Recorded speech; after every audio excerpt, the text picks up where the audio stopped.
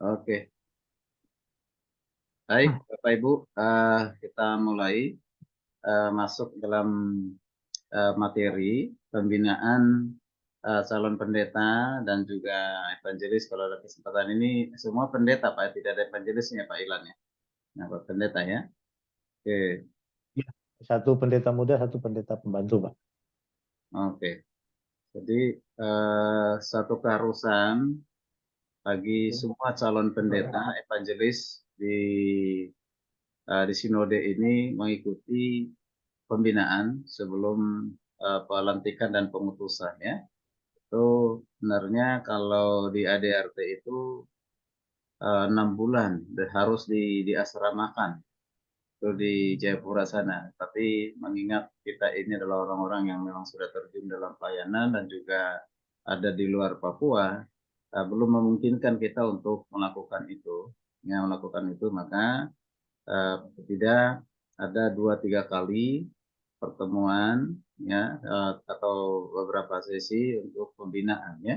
Pembinaan dalam rangka mempersiapkan kita sebelum pelantikan dan pengutusan jadi pendeta muda kah, pendeta penuh atau evangelis ya.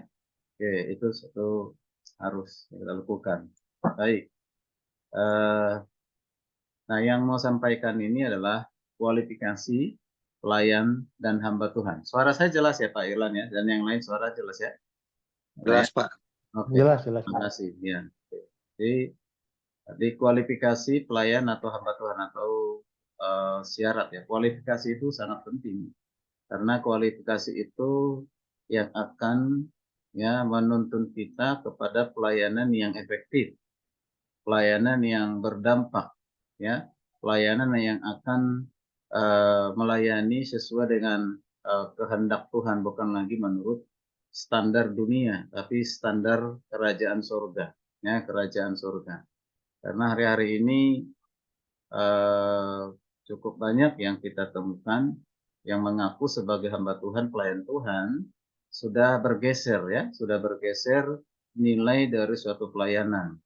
Itu mengapa bisa terjadi? Yaitu karena kualifikasinya. Ya, kualifikasinya mungkin salah satu kualifikasinya ya karena sudah memiliki gelar akademik. Barangkali seperti itu. Atau sudah punya pengalaman dalam pelayanan. Atau bisa memenuhi itu dari sisi finansial atau sarana prasarana. Atau dia punya uang banyak.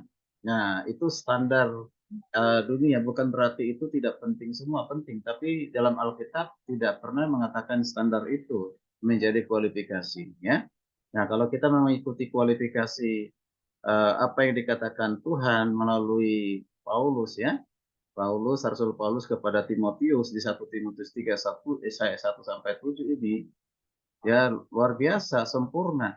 Ya, belum tentu semua itu bisa dipenuhi oleh semua para calon pendeta atau pendeta ya, para pendeta. Nanti akan kita baca ayat itu ya. Jadi ini saya tekankan kualifikasi itu sangat penting ya, kualifikasi itu sangat penting. Baik. Ya, satu ayat firman Tuhan menjadi pengantar ya. Dari ayat ini kita mengerti pengertian hamba Tuhan. Ya, pengertian hamba Tuhan. Yaitu di 1 Korintus 4 ayat 1 sampai yang kedua berkata demikian ya. Bisa Bapak Ibu bisa juga Bapak hamba Tuhan bisa mengikuti. Demikianlah hendaknya orang memandang kami, kata Paulus ya, sebagai hamba-hamba Kristus yang kepadanya dipercayakan rahasia Allah yang akhirnya dituntut dari pelayan-pelayan yang demikian ialah bahwa mereka ternyata dapat dipercaya. Ya, jadi sini Paulus menyatakan dirinya adalah sebagai hamba Kristus. Kalau dikatakan hamba-hamba Kristus berarti bukan hanya Rasul Paulus ya, berarti dia menyatakan juga yang lainnya, yang lainnya. Nah, kalau menjadi hamba Kristus berarti itu kepercayaan, suatu kepercayaan yang diberikan oleh Allah, oleh Tuhan, ya, oleh Tuhan. Nah, tentu ketika Tuhan memilih, berarti Tuhan mempercayai. Ya, nah ketika Tuhan memberikan kepercayaan kepada kita, berarti kita juga harus orang yang layak dipercaya. Ya, layak dipercaya. Maka dikatakan apa yang dituntut dari para hamba Tuhan itu, pelayan-pelayan yang demikian, yaitu mereka dapat dipercaya, ya. Nah, dapat dipercaya. Nah, bagaimana supaya kita menjadi hamba Tuhan, pelayan-pelayan Tuhan itu yang dapat dipercaya, menjadi orang yang dapat dipercaya. Nah, ini kalau kita memahami, mengerti hal ini, maka kita akan bisa melihat nanti nilai, ya, nilai suatu pelayanan itu luar biasa, ya. Ya, itu tentu berbeda dengan, ya, pekerja yang sifatnya hanya kerja profesional tapi tidak menyerahkan diri melayani melayani Tuhan, ya, atau kerja-kerja, ya, sekuler tapi tidak menyerahkan diri dalam pelayanan Tuhan. Nah, itu berbeda. Ini adalah pelayan Tuhan itu kalau dikatakan sepenuh hati dan sepenuh waktu. Nah, sepenuh waktu. Nah, kalau udah sepenuh hati dan sepenuh waktu, nah, maka apa yang akan kita pikirkan, apa yang sedang kita rencanakan, apa yang akan kita lakukan, semuanya itu harus dikerjakan, dilakukan di dalam tuntunan pimpinan Tuhan, hikmat daripada Tuhan, di dalam waktu-waktu yang kita jalani ke depan. Tidak bisa lagi melangkah menurut kita sendiri. Tapi apa yang Tuhan mau untuk aku lakukan, untuk kita lakukan, begitu, ya. Ya, kembali kepada pengertian hamba Tuhan, istilah hamba Tuhan sekarang ini kian marak dalam pelayanan kekristenan masa kini, di mana banyak orang bangga, ya, bangga memiliki gelar sebagai hamba Tuhan. Nah, dikatakan aku ini hamba Tuhan, ada suatu kebanggaan, gitu, ya. Ya, ya, jadi terus itu bisa dikatakan tanpa memahami makna sesungguhnya, ya. Jadi dikatakan memperkenalkan diri hamba Tuhan belum tentu memiliki pengertian makna yang sesungguhnya.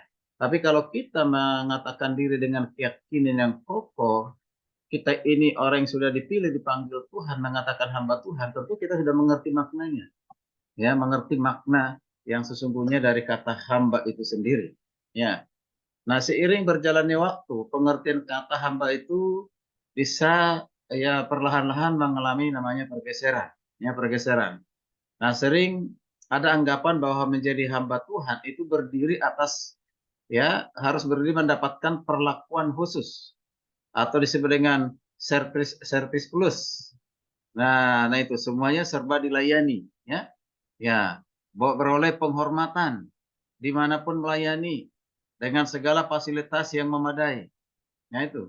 Aku ini hamba Tuhan bahwa saya layak dong dihargai, dihormati, ya, layak dong saya mendapatkan fasilitas, layak dong saya mendapatkan persembahan kasih yang lebih besar dan yang lain.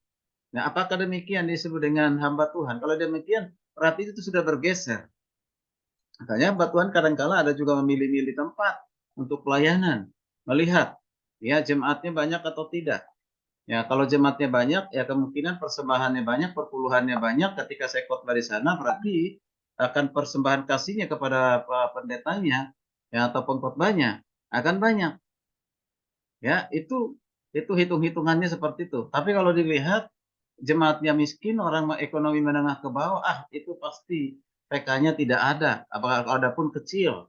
Akhirnya mungkin dipertimbangkan itu tidak menjadi keharusan dalam pelayanan atau prioritas utama. Nah, prioritas utama. Tentu tidak demikian, ya. Ya, tidak demikian. Oke.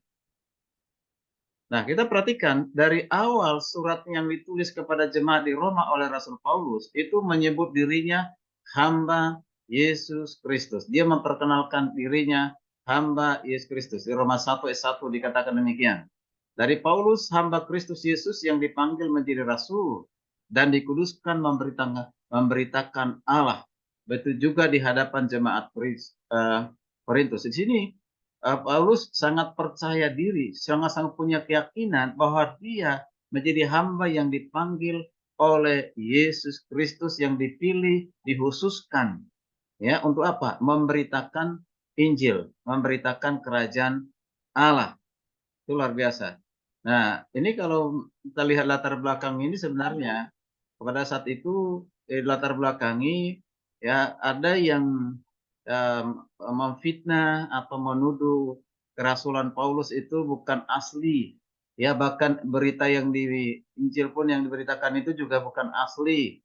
Jadi ada suatu fitnahan yang masuk kepada jemaat, didengar oleh jemaat, sehingga kembali Paulus meyakinkan jemaat di Roma bahwa dia menjadi hamba Kristus karena memang dipanggil oleh Kristus, dipanggil oleh Tuhan. Jadi di sini Paulus menyadari makna kata hamba yang melekat pada dirinya, yaitu tidak lebih dari seorang budak. Budak atau kata dulos, ya, kata dulos itu budak, ya, budak. Nah, kalau dunia mendengarkan apa itu kata budak, itu pasti lebih kepada pengertian negatif. Siapa mau jadi budak? Budak itu berarti pembantu. Nah, sekarang kalau pembantu rumah tangga udah keren, dipanggil, ya. Ya, sudah asisten rumah tangga. Ya, asisten rumah tangga, bukan lagi pembantu rumah tangga. Kalau dulu dibilang pembantu rumah tangga kayaknya rendah banget begitu, ya. Sekarang sudah asisten begitu, ya.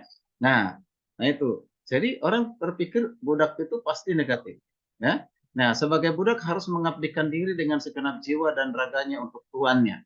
Dimanapun ada pembantu rumah tangga atau asisten rumah tangga, dia harus tunduk dan taat kepada tuannya, ya, dalam melakukan tugas pekerjaannya. Mungkin dia kurang mampu melakukan atau tidak mampu melakukan atau darinya tidak bisa, harus menjadi bisa. Dia harus taat. Dia mengabdikan diri. Nah, seperti itulah kita kepada Tuhan, mengabdikan diri kita.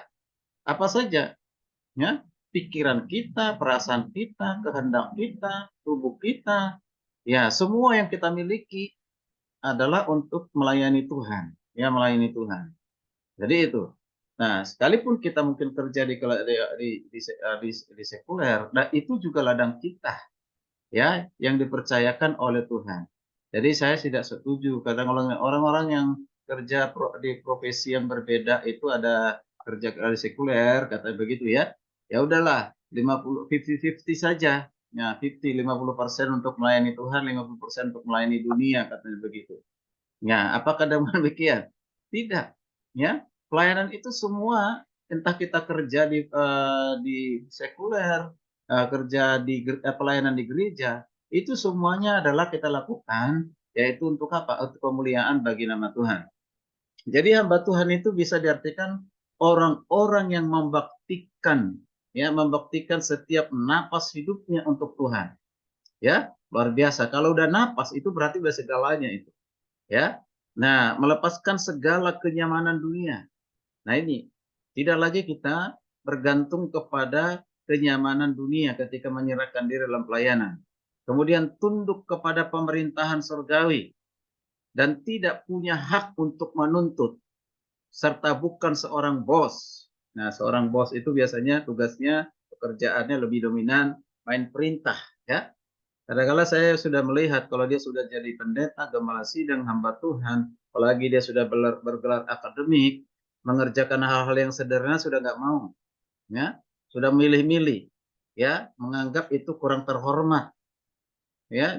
Kalau dia menerima misalnya, ayo jadi WL, singer, itu bukan bidang saya ini ya khotbah sesuai dengan pendidikan saya, sesuai dengan panggilan saya. Nah, itu nggak mau lagi melakukan pelayanan hal-hal yang sifatnya sederhana. Nah, itu jadi memilih-milih.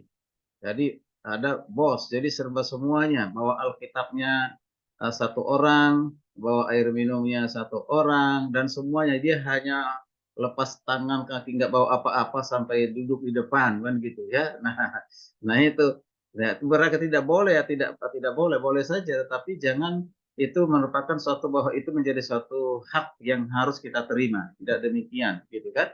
Makanya kalau saya ya mungkin itu ada baiknya, tapi walau saya agak terganggu juga Pak, ya Pak Dilan, ya. Kalau misalnya saya pelayanan di gereja seperti GTIB, POU, BKO gitu.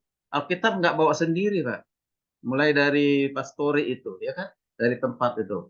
Dan nanti serahkan kepada mereka. Nanti setelah di depan, ya kita udah naik ke mimbar, baru diberikan gitu. Iya, iya betul. Gitu.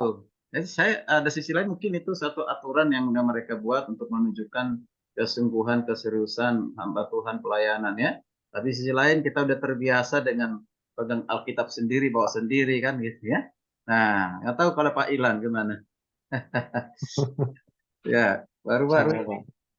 ya baru-baru ini saya begitu berapa di PAU dan di gereja yang lain, ya. Oke, Biasanya begitu, Pak, di GPIB. ya Pak. Biasanya di GPIB begitu memang. Ya, betul Liturginya ya. begitu. Ya, silakan. Oke, baik. Ya, jadi kita ini seperti di apa bos dibuatnya ya. Oke, dikawal gitu ya. Oke. Nah, Paulus mengakui dirinya adalah hamba Yesus Kristus. Adapun jawaban sebagai rasul diberikan oleh Kristus kepadanya, bukan ia sendiri yang mengangkat dirinya sebagai rasul. Ini ya. Jadi apa yang kita melihat dari Paulus ini, dia bukan mengangkat dirinya sendiri menjadi rasul, tetapi siapa yang mengangkat dia menjadi rasul adalah Yesus sendiri. Kita sudah tahu ya kisah atau cerita peristiwa panggilan dari Saulus menjadi Paulus ya, menjadi hamba Tuhan ya. Ya tadinya hamba kejahatan sekarang menjadi hamba kebenaran yang luar biasa. Nah, tetapi Paulus ini kalau saya lihat hanya ada satu kata, ikutilah teladanku. Tapi nggak pernah dikatakan aku ini sempurna, ikutilah teladanku. Tapi hamba Tuhan hari ini ada yang mengatakan Yesus sempurna, Allah sempurna, dan kita harus sempurna seperti saya sempurna, katanya ditepuk dadanya. Luar biasa itu, ya. Nah, jadi saya sendiri aja takut mendengar yang begitu, ya, sempurna gitu ya. Nah, siapa yang menilai kita sempurna? Manusia tidak akan pernah bisa menilai kita sempurna. Allah lah yang dapat menilai kita sempurna. Orang lain atau diri sendiri tidak mungkin bisa menilai kita sempurna, ya. Nah, itu hanya Allah sendiri yang dapat menilai kita sempurna atau tidak, gitu ya. Nah, oke. Lalu kita perhatikan, tetapi Paulus tetap mengedepankan status dirinya yang tidak lebih dari seorang hamba, seorang pelayan, diakonos, ya. Dia menempatkan diri sebagai hamba. Padahal kita lihat Paulus ini seorang yang hebat sebelum dia menyerahkan diri menjadi pelayan Tuhan. Dia juga seorang yang pengaruh pada saat itu di tengah-tengah orang Yahudi, orang-orang Farisi, ahli Taurat. Dia seorang pengaruh. Ya, seorang pengaruh. Dia pintar, dia cerdas, dia ahli Taurat. Dia punya pengetahuan yang luar biasa, punya pengetahuan akademik yang luar biasa. Ya, nah itu juga menjadi suatu kesombongan buat dia, membuat dia tinggi hati pada saat itu sebelum dia berjumpa dengan Tuhan lalu ditetapkan menjadi pelayan Tuhan. Ya, oke. Jadi dalam perjalanan sebagai seorang hamba Tuhan, Paulus melayani dengan tulus, tidak bersikap menuntut, ya, tidak mencari keuntungan diri sendiri di balik pelayanan, melainkan mengabdi dengan sungguh-sungguh demi kemajuan Injil di muka bumi. Dia nggak pernah meminta kepada jemaat di Roma, berikan perpuluhanmu, di jemaat Korintus berikan perpuluhanmu. Nggak pernah, ya. Nah, tapi jemaat itu setelah tahu firman, mengerti firman, mereka harus memberi, ya, mereka mengerti bahwa lebih berbahagia yang memberi daripada menerima, dan dia tahu itu adalah bagian dari kasih mereka kepada Tuhan, tanpa diperintahkan, dikotbahin hamba Tuhan pun mereka kerjakan, mereka lakukan, mereka taati. Ya, mereka taati. Ya, nah itu. Karena kadang-kala hamba Tuhan sudah berorientasi kepada apa? Ya, yaitu pemberian daripada jemaat, bukan lagi kepada firman, pengajaran begitu ya. Nah, ini hati-hati. Ini ya perlu. Jadi mengedepankan apa? Mengedepankan Injil. Ya, Injil itu yang terutama, bagaimana jemaat mendengarkan Injil, mendengarkan pengajaran kita supaya mereka bertumbuh dalam pengenalan Tuhan, dalam pengasihan Tuhan, sehingga mereka mencintai Tuhan lebih dari apapun, kan gitu ya. Oke, jadi tidak ada lagi untuk memikirkan kenyamanan, hanya kenyamanan diri sendiri ya. Nah, lagi jangan terlalu banyak menuntut. Jangan katakan apa yang diberikan gereja kepada saya, ya kan? Nah, seharusnya apa yang saya berikan kepada gereja dalam pelayanan Tuhan, itu, ya. Hari-hari ini banyak yang seperti itu, ya. Nah, apa yang diberikan gereja kepada saya? Saya ini gereja hanya sebagai penonton saja, ya, penonton, katanya pendeta. Lah, nah, apakah karena ukurannya hanya apa? Dia menganggap pendeta itu hanya berkhotbah supaya dilihat oleh banyak orang. Begitu. Apakah itu pelayanan itu? Tidak. Pelayanan itu adalah sangat kompleks. Semua semua bisa kita kerjakan, kita lakukan, ya. Nah, itu. Oke, di dalam 1 Korintus 1, kata hamba di sini bisa dipakai untuk orang-orang suruhan yang kerjanya bekerja mendayung sebuah kapal, gitu ya. Nah, Paulus menempatkan diri sebagai orang suruhan, ya. Suruhannya siapa? Suruhannya Tuhan. meskipun ini adalah seorang rasul yang besar, dia menempatkan diri adalah suruhannya Tuhan. Maka Paulus itu kalau bisa dikatakan adalah angel atau malaikat dalam arti tugas ya, dalam arti tugas, bukan arti makhluk. Ya, malaikat itu kan suruhan Tuhan juga, suruhan Tuhan, ya, suruhan Tuhan. Nah, kita ini pun begitu, angel, suruhan-suruhannya Tuhan, ya, suruhannya Tuhan, yaitu malaikat-malaikatnya Tuhan. Kemudian di tengah-tengah silang pendapat dan perselisihan yang kerap terjadi di antara jemaat Korintus, ini luar biasa ini. Rasul Paulus mengingatkan kembali tentang keberadaan dan fungsi mereka sebagai hamba-hamba Kristus yang kepada mereka telah dipercayakan rahasia Allah. Nah, kalau sudah ada konflik di tengah-tengah pelayanan atau di gereja, ya di gereja, kita harus mengingatkan fungsimu apa? Fungsimu itu sebagai hamba Tuhan apa? Sebagai hamba Kristus apa? Jadi kadang-kadang kan ada tuntutan supaya lebih diistimewakan, diberikan tempat yang lebih istimewa, ataupun dia harus melakukan yang sifatnya bisa dilihat oleh banyak orang, misalnya mengajar, berkhotbah, begitu ya. Nah, tentu tidak demikian. Atau ada tuntutan-tuntutan tertentu yang tidak bisa dipenuhi oleh gereja sehingga dia berpikir untuk melanjutkan lalu mundur, nah gitu ya. Ya, hingga cari pelayanan yang lain gitu kan. Nah, dan ini dia mau mau jadi apa? Mau cari apa di gereja? Nah, gitu. Kembalikan. Paulus ini mengingatkan pada saat itu kepada mereka, mengembalikan kepada fungsinya sebagai hamba-hamba Kristus yang harus melayani, bukan untuk dilayani. Ya, dilayani. Oke. Nah, di dalam terjemahan lain, kalimat dalam ayat 1, tadi yang di kelas 1 Korintus 1, itu menggunakan dua jenis jabatan dengan masing-masing memiliki tugas yang hampir sama, yaitu tapi saling melengkapi, yaitu dua kata, pelayan dan hamba. Ya, 1 Korintus 4 ayat 1. Pelayan dan hamba. Ya, dua-duanya punya pengertian yang sama, tetapi kalau pelayan lebih menunjukkan kepada tugas kerja yang dilakukan, kalau hamba menunjuk kepada statusnya, ya, statusnya. Kata pelayan kita lihat di sini nih dengan istilah Yunani itu adalah hupairetes, ya, hupairetes, ya, hupairetas, ya, hupairetas memiliki arti apa? Seorang juru dayung, sebuah kapal laut yang bertanggung jawab kepada atasannya, atau disebut kepada atasannya itu adalah nakodanya, di mana ia harus tunduk kepada perintah atasannya untuk kapan pun ia harus mendayung dan kapan ia harus berhenti mendayung. Jadi itu, dia ketergantungan penuh kepada nakoda. Kalau nakoda bilang jalan, jalan. Kalau nakoda bilang ke kiri, kiri. Kalau bilang ke kanan, kanan. Berhenti, berhenti. Nah, itu harus diikuti karena nakodanya itu seorang pemimpin yang sudah tahu ya dalam perjalanan ya apa itu menempuh satu dan benua tertentu atau daerah tertentu karena dia sudah bolak-balik di situ misalnya kan, dia sudah tahu itu, makanya harus tunduk. Kalau tidak tunduk, tidak taat, nah itu yang terjadi namanya apa kecelakaan gitu ya, kecelakaan. Nah, sama seperti kalau sekarang ini kan ada penjaga kereta, ya penjaga kereta. Nah, penjaga itu kereta itu selalu berjaga-jaga terus, ya. Kalau kereta lewat kapan, jam berapa, menit berapa, dia udah tahu kan gitu ya. Ya udah tahu. Nah, ketika kereta mau lewat, lalu dia berhentikan mobil dari arah kiri dan arah kanan, tidak semua arah supaya berhenti gitu kan. Lalu dikasih tahu kepada satu mobil, berhenti, berhenti, berhenti, berhenti. Tapi dia nggak berhenti, dia tetap terobos gitu, dia terobos. Ya. Nah, akhirnya apa yang terjadi? Ditabrak kereta. Nah, ini ngapa? Karena nggak taat ya. Ya nggak taat kepada penjaga. Ya apa? Yang mati bukan hanya dirinya, tapi juga membawa orang lain kepada maut kan gitu ya. Nah itu. Nah seperti itu. Jadi ketaatan itu ternyata penting sekali ya. Ya ketaatan. Nah itu tadi kata pelayan. Sekarang kita hamba. Ya, kata hamba dari kata oikonomos. Oikonomos memiliki arti seorang hamba atau disebut juga pengelola ataupun manajer yang dipercaya untuk mengurus rumah dan harta milik tuannya. Nah ini, jadi hamba itu menjadi seorang manajer atau pengelola di dalam pelayanan.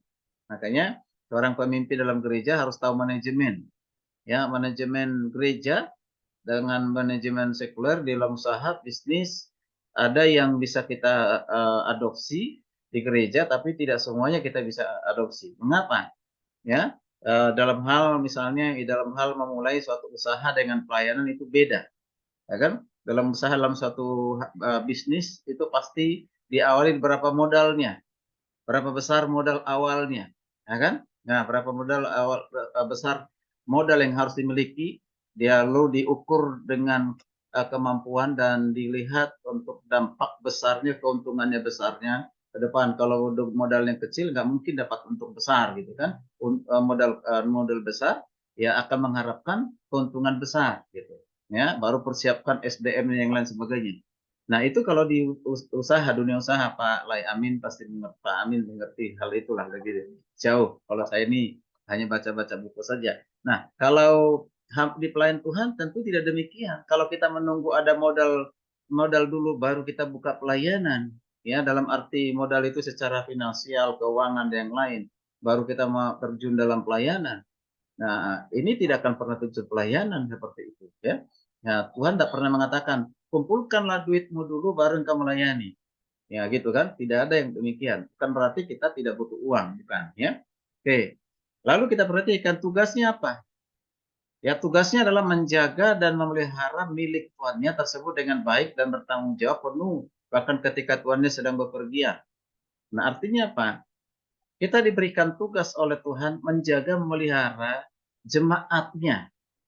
Jemaat itu miliknya siapa? Bukan miliknya gembala, bukan miliknya pendeta, itu miliknya Tuhan.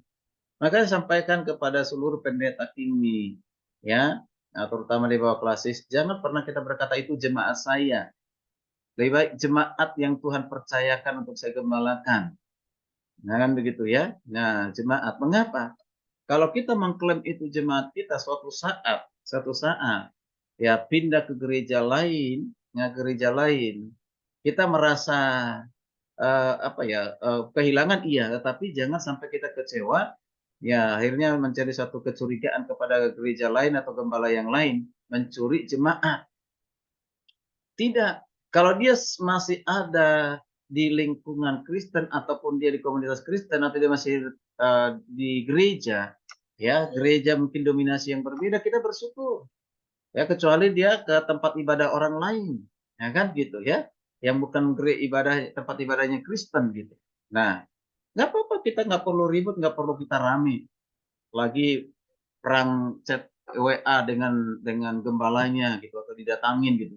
Nggak perlu, karena itu semua jemaat Tuhan. Kalau Tuhan percayakan kepada kita hanya 1 tahun, 2, 3 tahun digembalakan, ya bersyukur saja. Ya gitu ya. Tapi kalau Tuhan percayakan selamanya gereja itu ada dan selama kita hidup dia ada di gereja yang kita gembalakan, ya bersyukur gitu ya. Nah, itu kita harus bertanggung jawab memberikan pelayanan yang lebih baik, yang lebih baik. Mengapa jemaat itu pindah? Tidak semata-mata karena faktor penyebab dari jemaat itu sendiri. Kita perlu pertama mengevaluasi diri kita sendiri. Mengapa dia bisa keluar? Mengapa dia bisa pindah? Ya kan? Nah, itu. Kalau kita udah evaluasi bukan di kita, tetapi faktornya penyebabnya di jemaat, ya sudah kita syukuri aja. Nggak perlu kita berbantah-bantah, stres, kecewa dengan hal seperti itu, kan? Gitu ya. Oke.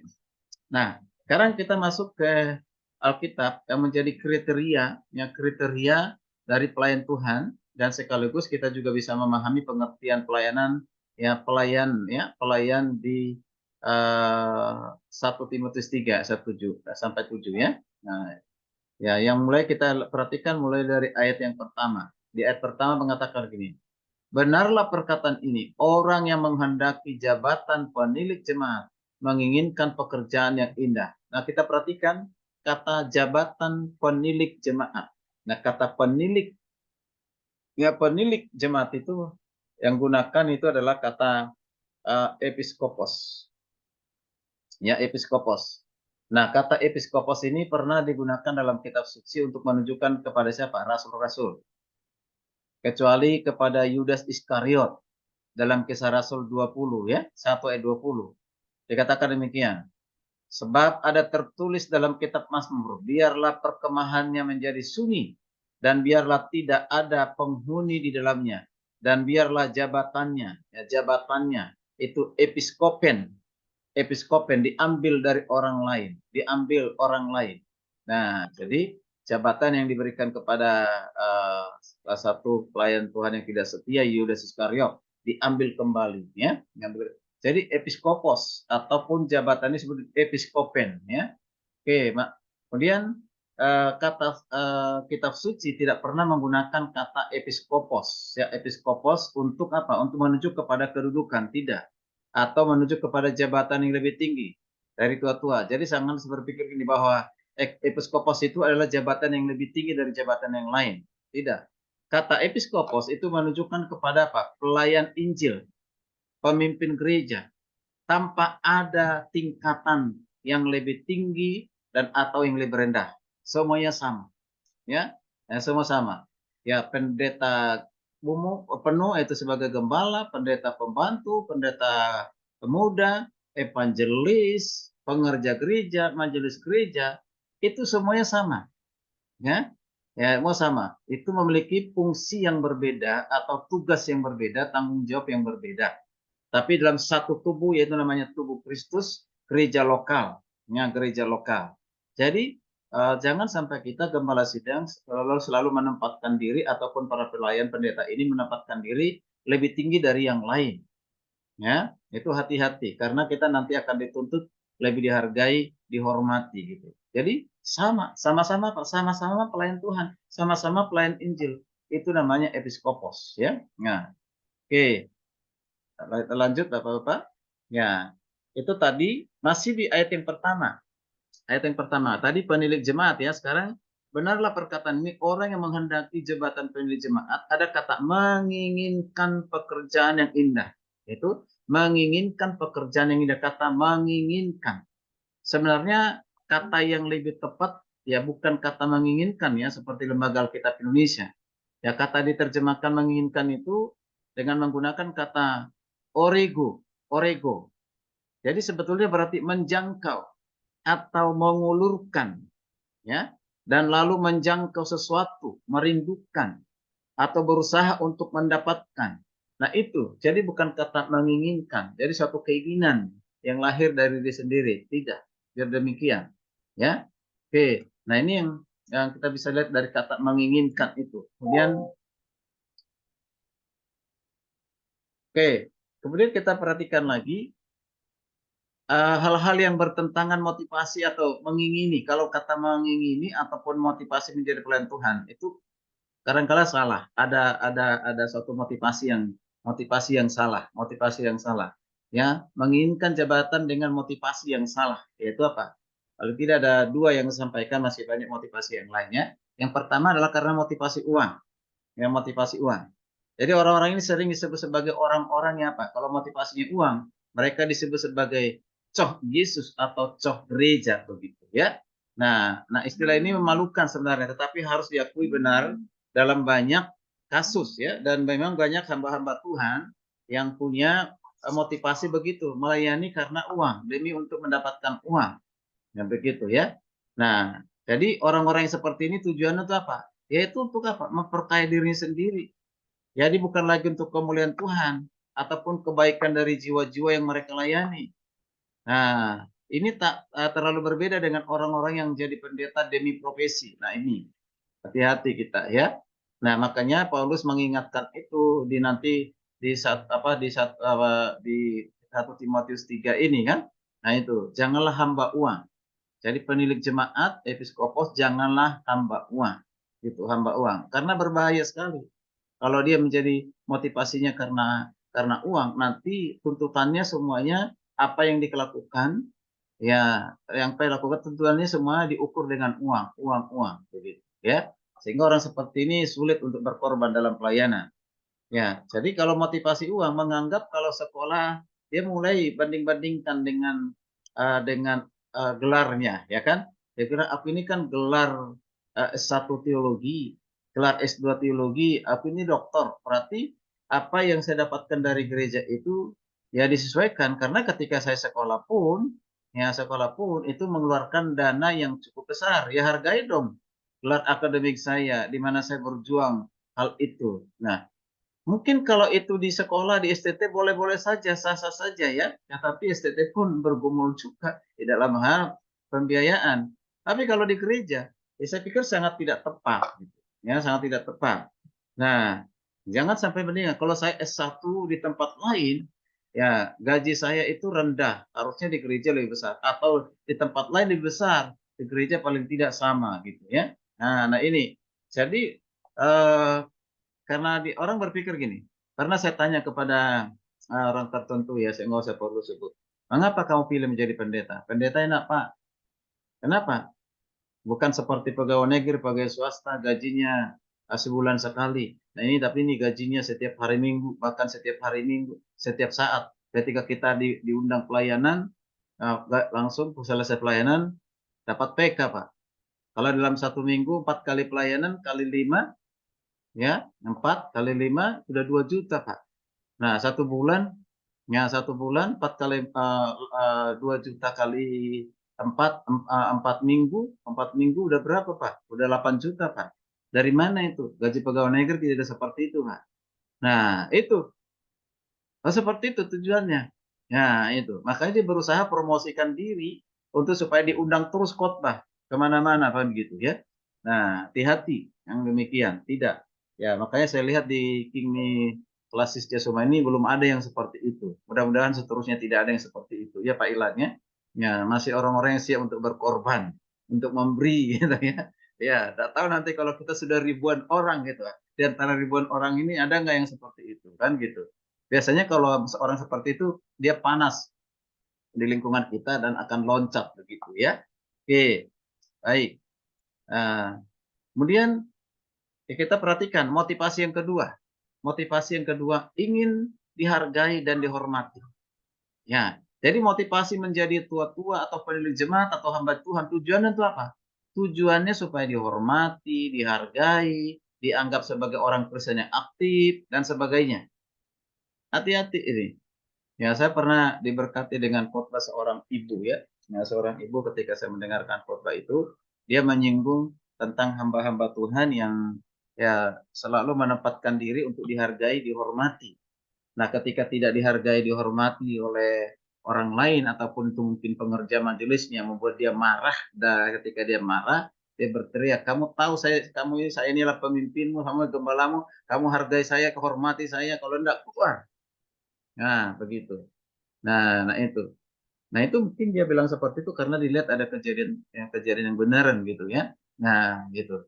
Kita hamba Tuhan, para pelayan Tuhan tidak perlu mencari untuk dihargai, dihormati, Bapak Ibu. Jangan kita perlu cari atau menuntut orang untuk kita dihargai, dihormati. Tapi dimulai dari kita sendiri menghargai, menghormati orang lain. Dihormati atau tidak oleh orang lain, tetap kita menempatkan diri untuk menghargai, menghormati orang lain. Nah, itu luar biasa kalau itu mampu untuk kita lakukan. Ya, jangan menuntut untuk dihargai, dihormati orang lain. Tapi mulailah dari diri kita sendiri. Ya. Ada yang bersedia menjadi pelayan Tuhan majelis dengan tujuan untuk apa? Supaya apa? Menaikkan harga diri, supaya dihormati, dihargai, sekalipun pengetahuan kitabnya mungkin masih kurang memadai, tidak memadai. Tapi kalau sudah dibilang pendeta, hamba Tuhan, oh harga dirinya naik. Ya, ya, jadi naik gitu. Ya. Saya pernah sampaikan bahwa pernah ada seorang bapak yang sudah udah umur 65 tahun atau hampir 65 tahun lebih lah. Dia mendaftar sekolah teologi. Lalu saya tanya, apa motivasi Bapak untuk mengambil keputusan sekolah teologi? Bapak sudah tua dan pulang dengan semangat seperti itu mau ngapain? Pulang begitu. Ya singkat cerita dia jawabannya begini, Pak Ketua katanya. Nah, setiap kita ini kan pasti kita ini kan pasti mati. Ya, pasti meninggal. Nah, biasanya kan dibaca kita punya kronologis ataupun apa itu Pak namanya itu sejarah dia kan apa itu istilah dipanggil itu Daftar riwayat hidupnya. ya ya ya nanti Biografi. dibacakan itu Pak. sebelum sebelum pemberangkatan ke pemakaman dibacakan gitu nanti Ya. disebut gelarnya coba nanti pendeta ada Bastian Butar-Butar STH MTH kan dengar orang Pak terhormat banget Pak sekalipun kita sudah mati katanya oh ternyata beliau STH ternyata beliau MTH nah buat apa lagi penghormatan pada saat kita sudah mati ya gitu. Aduh luar biasa itu Bapak kita ini. Nah, Bapak masih berdoa lagi lah. Jangan sampai itu motivasinya untuk mengambil keputusan sekolah teologi. Saya bilang aja begitu ya. Didoakan lagi Pak. Nanti Bapak kecewa begitu ya. Rasa tujuannya supaya ada dibacakan, ada gelar STH, berarti menaikkan harga diri. Buat apa lagi kalau udah mati harga diri seperti itu? Memang dia tahu, dia dengar kan gitu. Luar biasa ya. Nah, baik. Nah, selanjutnya seorang seseorang hanya boleh menolak tawaran menjadi pelayan Tuhan yaitu PDT, PDM, PDB, evangelis kalau ia yakin bahwa Tuhan tidak memanggilnya. Ini dia. Ya, tidak memanggilnya untuk menduduki jabatan ini. Jangan artinya tidak ada suatu pemaksaan atau karena disuruh-suruh ya, atau supaya lebih banyak pelayan Tuhan di gereja ini. Tentu tidak demikian. Kalau tidak percaya bahwa itu adalah satu panggilan, lebih baik kita tolak. Karena kita nanti akan menjadi bumerang sendiri, menjadi batu sandungan buat kita. Bagi orang lain, kita ini menjadi batu sandungan, maksudnya begitu. Ya. Nah, pertanyaan bagi kita yang menawarkan diri pada pelayan gerejawi. Ya, pertanyaannya apa? Apakah saudara atau kita sudah berpikir atau menganggap bahwa benar-benar kita ini digerakkan oleh Roh Kudus untuk mengambil jabatan pelayanan? Coba dipertimbangkan, dipikirkan itu. Apakah kita menyerahkan diri untuk melayani itu karena benar-benar digerakkan oleh Roh Kudus? Dan kita mau mengambil jabatan jadi pendeta, PDM, PDP, evangelis, apapun jabatannya itu. Apakah karena memang kita digerakkan oleh Roh Kudus atau hanya digerakkan oleh gembala? Atau digerakkan oleh kondisi atau keadaan sekitar kita? Tentu tidak. Itu harus hadirnya dari dalam yang digerakkan oleh Roh Kudus, bukan dari luar. Diri kita yang digerakkan oleh orang lain, bukan. Ya, nah itu harus dipikirkan. Ya, oke, kembali kepada firman Tuhan di ayat masih di ayat 1 di satu di Matius tadi ya 1 Timotius 3 itu dikatakan ini. Benarkah perkataan ini? Orang menghendaki jabatan penilik jemaat menginginkan pekerjaan yang indah.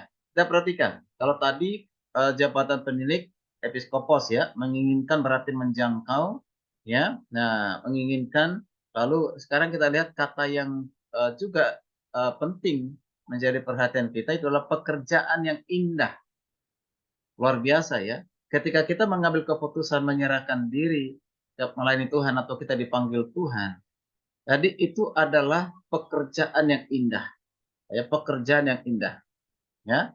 Nah, perlu diingatkan bahwa surat Paulus ini ditulis pada abad pertama, di mana gereja orang Kristen pada saat itu dimusuhi oleh pihak Yahudi, Romawi, dan orang-orang kafir lainnya. Nah, karena itu pada zaman itu menjadi orang Kristen itu sangat susah, serba susah, menderita. Apalagi kalau menjadi tua-tua penilik jemaat itu menjadi satu penghinaan. Jadi satu apa namanya, kita ini bisa dihina, direndahkan gitu. Zaman itu, ya zaman itu. Jadi nggak mudah. Tetapi di sini Paulus mengingatkan kepada mereka bahwa ketika kalian memilih, menyerahkan diri, melakukan pekerjaan Tuhan, itu adalah pekerjaan yang indah. Nah, karena itu Paulus meninggikan jabatan itu dengan apa? Menggunakan istilah pekerjaan indah. Jadi, jabatan itu adalah pekerjaan yang indah. Saya masih ingat dulu ada yang wartawannya pers dari di apa di Amerika ya. Itu mau pemilihan calon presiden ya, calon presiden Amerika ya. Nah, jadi diinginkan oleh Gedung Putih dan banyak warga negara Amerika supaya Billy Graham itu mau jadi presiden di Indonesia karena pengaruhnya sudah internasional karena pelayanan yang dia lakukan. Ya, ya ditawarkan oleh satu apa namanya dewan ataupun partai tertentu mendatangi beliau. Nah, tapi ditolak, ya ditolak. Nah, ada satu versi bertanya, kenapa Pastor tolak? Karena menjadi presiden Amerika adalah presiden yang dihargai, dihormati oleh dunia internasional, negara superpower dan yang lain. Nah, kenapa bisa ditolak? Itu kan suatu jabatan nomor 1 di seluruh negara dimanapun itu dicari, ya kan? direbut begitu. Jawabannya apa? Ya, dia bukan merendahkan berarti kalau jadi jabatan presiden itu, enggak. Dia bilang, kalau saya menjadi presiden, berarti jabatan saya itu turun. Ya, jabatan saya itu turun. Mengapa dikatakan begitu? Karena jabatan yang tertinggi buat saya adalah menjadi pelayan Tuhan, menjadi budaknya Tuhan. Nah, begitu. Jadi pelayan Tuhan. Jadi dia tolak. Karena menganggap pelayan Tuhan itu segala-galanya. Tidak ada yang lebih indah dari situ. Kalau itu bukan bagian saya untuk menjadi presiden, biarkan itu untuk jatah orang lain. Tapi saya ini menjadi pelayan Tuhan. Jadi dia menilai pelayan Tuhan itu menjadi pelayan Tuhan itu luar biasa. Ya, oke. Nah ini perlu. Jadi dia meninggikan jabatan pelayan Tuhan itu adalah pekerjaan yang indah. Ya, pekerjaan indah. Perhatikan kata pekerjaan. Kata pekerjaan ini dan mengatakan bahwa jabatan tua-tua itu merupakan suatu pekerjaan. Jadi tua-tua berarti itu menjadi suatu pekerjaan yang membutuhkan namanya apa? Kerajinan, membutuhkan ketekunan, ya ketekunan. Jadi seorang pekerja Kristus itu harus rajin, harus tekun. Nah karena itu kalau mau menjadi tua-tua atau pemilik jemaat, kita tidak boleh menginginkannya karena apa? Karena memandang pada keuntungan ataupun kehormatan dari kedudukan itu. Jangan. Tidak seperti itu. Ya. Ya. Nah, ini jadi kita mengerjakan ya semata-mata karena kita mencintai Tuhan, mengasihi Tuhan, bukan untuk mencari keuntungan. Nah, kita harus menginginkannya karena kita apa? Memang mau bekerja bagi Kristus. Mau bekerja bagi Kristus. Maka dikatakan pekerja Kristus. Berarti melanjutkan pekerjaan Kristus yang telah diamanatkan kepada murid-muridnya, dilanjutkan kepada orang-orang percaya seterusnya sampai masa kini. Nah, kita ini adalah pekerja Kristus. Oke, karena itu merupakan suatu pekerjaan, bahkan pekerjaan yang berat, maka seseorang harus mempertimbangkan dengan sungguh-sungguh sebelum menerima jabatan itu. Jadi, jangan sampai kita berkata ataupun dalam pikiran kita, ya melayani Tuhan itu gampang, ya, ya gampang. Paling kan persiapan khotbah, persiapan singer ya singer. Apakah sebatas itu? Tidak, nggak tidak. Ketika kita memberitakan kabar baik, memberitakan Injil ke orang-orang tertentu, kelompok tertentu, dan akhirnya terjadi penolakan atau mungkin kita direndahkan, dikucilkan, bahkan mungkin sampai membuat kita menderita, bahkan mungkin ada yang masuk penjara. Nah, itu berat. Ya, itu berat. Dan berat yang berikutnya mengapa? Karena kita ini sasarannya setan, sasarannya iblis. Iblis atau setan segala iblis atau setan itu tidak suka kita ini maju dalam pelayanan. Sehingga dari segala sudut dia berusaha mencari kelemahan kita, diserang kelemahan itu untuk menjatuhkan kita supaya jangan sungguh-sungguh dalam pelayanan. Kalau kita sudah jatuh, maka kita kehilangan semangat. Nah, kita tidak melayani lagi, dia merdeka, dia senang. Nah, hal itu dia akan senang gitu, ya. Nah, tadi itu. Jadi adanya kata menginginkan di atas tidak berarti bahwa seorang boleh menginginkannya secara sembarangan, tidak. Tidak boleh ya sembarangan untuk menerima jabatan itu. Maka saya katakan pertimbangkan lagi. Ini pertimbangkan lagi. Benar gak itu karena gerakan dari Roh Kudus? Jadi jelas ayat ini menunjukkan bahwa jabatan penatua, pemilik jemaat dalam gereja mereka satu jabatan memang ditetapkan oleh Tuhan sendiri. Ya, yakin bahwa jabatan itu yang menetapkan adalah Tuhan itu sendiri. Ya, tetapi kalau ada gereja-gereja yang menganggap bahwa hanya penatua bukan gembala, maka itu jelas salah karena jabatan gembala juga ada. Nah, termasuknya di sini penatua atau bukan gembala, ya, semua itu punya tugas yang sama di dalam pengembalaan, ya pengembalaan, ya. Jadi jangan kita menganggap ya yang hanyalah penatua, ya gitu ya, tidak.